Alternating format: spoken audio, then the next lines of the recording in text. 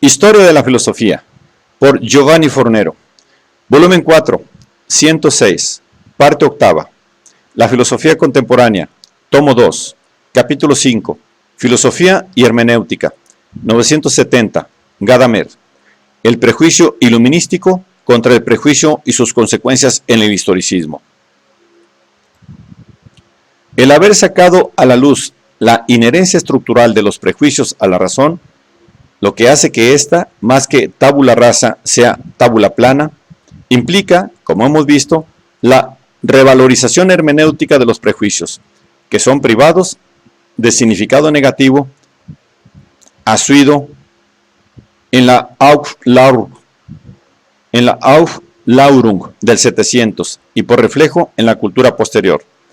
En efecto, observa Gadamer, un análisis de historia de los conceptos demuestra que solo en el iluminismo la noción de prejuicio adquiere el acento peyorativo que ahora habitualmente se le añade, puesto que, de por sí, prejuicio significa solo un juicio que es preanunciado antes de un examen completo y definitivo de todos los elementos objetivamente relevantes.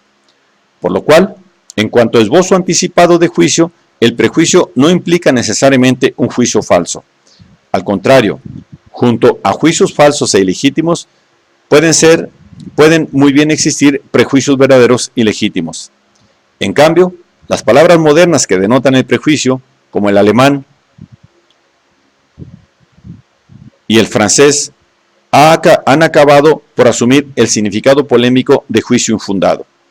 En síntesis, el iluminismo se rige por un prejuicio fundamental y constitutivo, esto es, el prejuicio contra los prejuicios.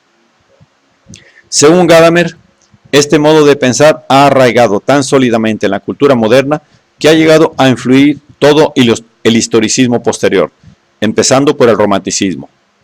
Por ejemplo, que entre los prejuicios a los que está atado quien acepta las autoridades puede haber también algunos verdaderos, es algo que a Schleiermacher ni siquiera le pasa por la cabeza. A su vez, el ideal neutralístico del conocimiento, que el historicismo objetivístico y ocular del 800 ha cultivado desde siempre, proponiéndose construir una ciencia histórica análoga a la ciencia de la naturaleza, o sea, un tipo de saber que implica la completa puesta entre paréntesis del sujeto historiográfico y de sus prejuicios en favor del objeto historiográfico, no es más que el último fruto del iluminismo y del prejuicio científico que es típico de la modernidad. El rechazo de los prejuicios, observa Gadamer, presupone un implícito y acrítico desconocimiento de la finitud histórica del individuo, que nace del hecho de que su razón no es una entidad autocreadora, sino un proyecto que se encuentra operando desde el principio en un determinado mundo histórico-social, del cual sufre originariamente condicionamientos e influjos. El ideal de una razón absoluta no constituye una posibilidad para la humanidad histórica. La razón existe para nosotros solo como razón real e histórica, lo cual significa que ella no es dueña de sí misma, sino que siempre está subordinada a las situaciones dadas dentro de las cuales actúa.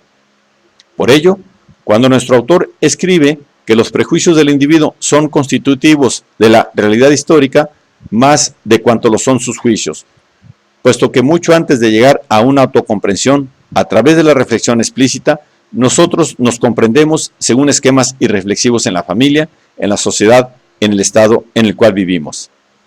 Hasta el punto de que no tanto nuestros juicios cuanto nuestros prejuicios constituyen nuestro ser.